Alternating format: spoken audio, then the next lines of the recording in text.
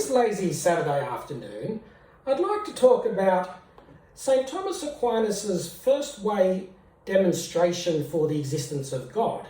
Wouldn't it be nice and neat to prove to scientific certainty that God exists? And Thomas Aquinas says, well, you can do that, and you can do it in 5 different ways. And all I want to talk about today is the first way. It's at times a little bit complex, but it constantly withstands scrutiny. There are aspects that are controversial, and we'll go through it. Essentially, he relies on 4 propositions. The first proposition is that he says it's manifest to the senses that we live in a universe where things move.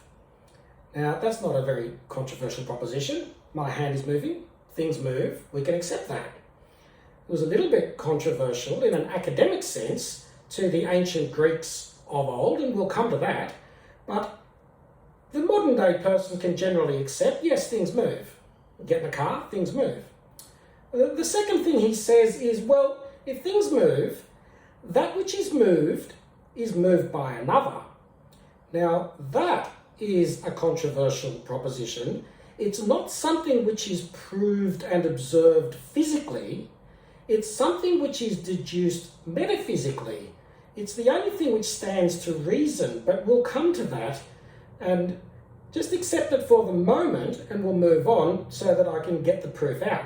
So he says things move, yep. That which is moved by another, all right, question mark on that one. The third proposition is if something is moved by another, you cannot have an infinite regress such that you don't have a first mover, because you can't pass through an infinite medium. That's what infinite means. It's unpassable. It goes on forever, and so you can't get to the end of it. It's like saying you can't, if you're standing on a level of a building, and every level of a building is dependent on a first floor, you can't be standing on a level of a building with an infinite number of floors beneath you. You have to have a first floor. So it's a logical proposition that you can't pass through an infinite medium, and therefore you have to have a first unmoved mover or a first floor of a building, and therefore that which is moved by another ultimately comes to an end.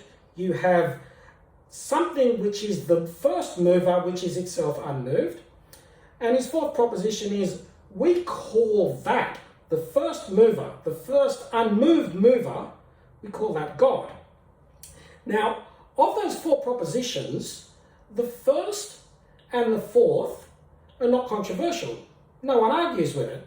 The first, things move, sure, can accept that.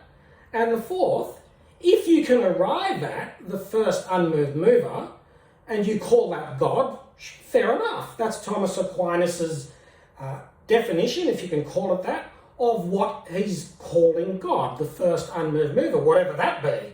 But if you get there, then you can call that God, and that's not controversial. So what's controversial are the middle 2 propositions. That which is moved by another, and therefore there must be a first mover. So let's break that down. What does he mean by that which is moved by another? Need to clear up an ambiguity in that statement. It does not mean that if the 10th domino falls, it's because the first domino fell. What he's getting at, or to put it more precisely, when he says that which is moved by another, is another way of saying that which is in motion is being kept in motion by an external mover to that object. Now, what does that mean that he's getting at? It doesn't mean that it's a physical thing. What do I mean by that? If it was a physical thing, and Aquinas gives an example, he says if the staff is being moved, it's being moved by the hand, and that's something you can see. But then you'd say, well, what moves the hand? And if you're looking for something physical, then ultimately you'd get to the first mover, and you'd be able to say, aha, I see God. And if not necessarily with the eyes, then you'd see it after experimentation with a scientific instrument or something, and you'd be able to say, well, I see physically that is the first unmoved mover, and that's God. And therefore God would be self-evident, or at least evident after experimentation, and that's not what he's getting at in the proof either. So it's not something that you arrive at physically. It's a metaphysical concept which must be true according to reason. Well, how do we do that? Well, we need to understand it immediately follows upon Aristotle's definition of reality. When you ask yourself, what is reality? So let's ask ourselves that question. What is being? What is existence? This is a concept which troubled the ancient Greeks, and there's controversy here, and right through to today, whenever anyone has a philosophical principle, they're either on one side of the fence or the other on this fundamental notion of change and movement, which has troubled philosophers throughout history. Let's go through it. Parmenides said, look, you either have being or you have not being. That completes the universe. They're mutually exclusive, either being or not being.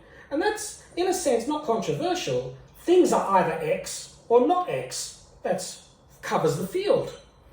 So Parmenides said, so what is change? Well, change is not a being, it's a becoming. That's what change means. It's not a be, it's a become. So if it's not being, then it's not being. So it's nothing. So Parmenides said, you either have a static, constant universe of being with no change, because no change is not a be and therefore doesn't exist. And you might say, but I observe change. And Parmenides would say, but you think you observe change, but really we live in a matrix type universe where everything in your life up to this point is a flashback, a thought, a concept. There's no change, you're just a consciousness where you think there's change. And therefore he denied the testimony of the senses. You see change, but intellectually there's no room for change, because change is a become, and you either have be and not be, and become is not be, and therefore doesn't exist. So Parmenides went down the intellectual line and said, no change. Well, Heraclitus came along and he said, no, I've got a better solution to that problem. Everything is change. We only have become. He said, you don't put your foot in a stream at the same point because the stream is always moving. Everything's a becoming or a change. You might see a horse today, but it's dust tomorrow, and then things evolve, and we see trees grow up and trees die, and to put it in modern day parlance, we have electrons and protons and neutrons, and electrons go around the atom and interact chemically and biologically, and things evolve, change. And so there is no in reality, a concept of be. Everything is a become. This is a notion of extreme realism. That is that everything is a particle essentially, and particles all change, and so there is no notion of be. Well, it's also illogical because, yes, things do change. We have a horse today and dust tomorrow, that's fair enough. But we also have a universal concept or essence or equine nature of horse. Where does that exist? How can we have two pieces of white marble? Why is that piece of white marble similar to that piece of white marble? Because where's this concept of whiteness? In the Heraclitean universe, there's no room for it. Everything's a become. So where does whiteness exist? And for that matter, where does mathematics exist? 5 plus 5 equals 10. Logically, I can accept that. But if you're speaking to Heraclitus, at what temperature does 5 plus 5 stop equaling 10? Or when did 5 plus 5 start to equal 10? Did we have to have an Earth in existence to prove that? Or is that something which exists outside of the physical universe? According to Heraclitus, well, you don't have these sorts of concepts. There's not really a satisfactory answer. So there needs to be a way to reconcile the intellectual concept of essence, of being, of reality, with the observable concepts of change. And Plato attempted this, but he did it in a rather illogical way. It doesn't accord with reason. Plato said, okay, well, I accept that things be, and I accept that things are not be.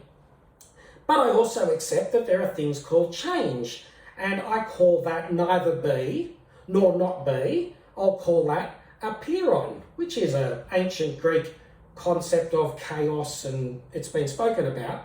But the problem with Plato is that he did it by saying becoming is neither a being or a not being, it's a third level of existence, which is illogical because you go back to that thing, you either have X or not X, there's no room for something else. It's either X or not X, and that covers the field. You can't have something else outside of X and not X.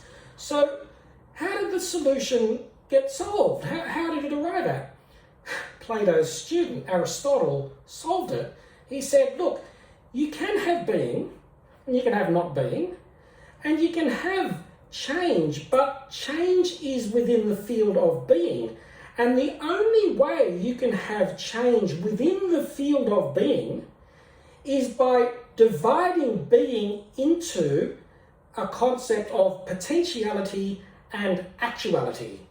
So you take a horse. A horse that is alive is potentially dead. And if it's chestnut colour, then it's potentially a different colour. And if it's cold, actually, then it's potentially hot.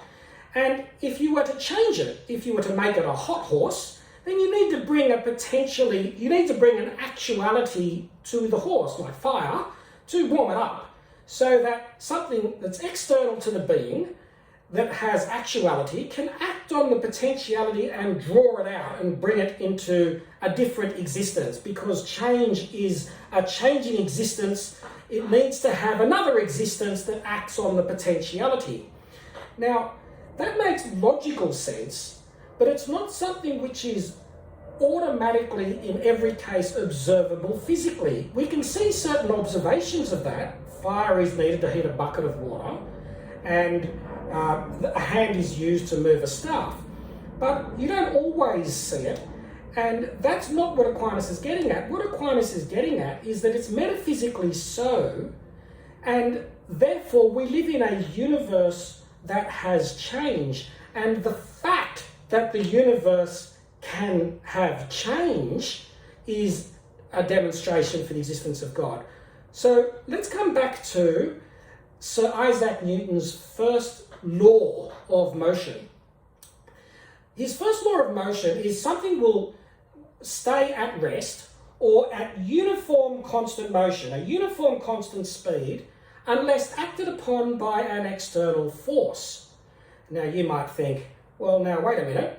If I throw a tennis ball hard enough with escape velocity, it can get out of Earth's gravitational field, it can travel in a straight line in space forever and ever, unless it's acted upon by an external force, like the gravity of a sun or the gravity of the moon or whatever. But if it's going in a uniform straight line, Thomas Aquinas, you're wrong. It's moving itself.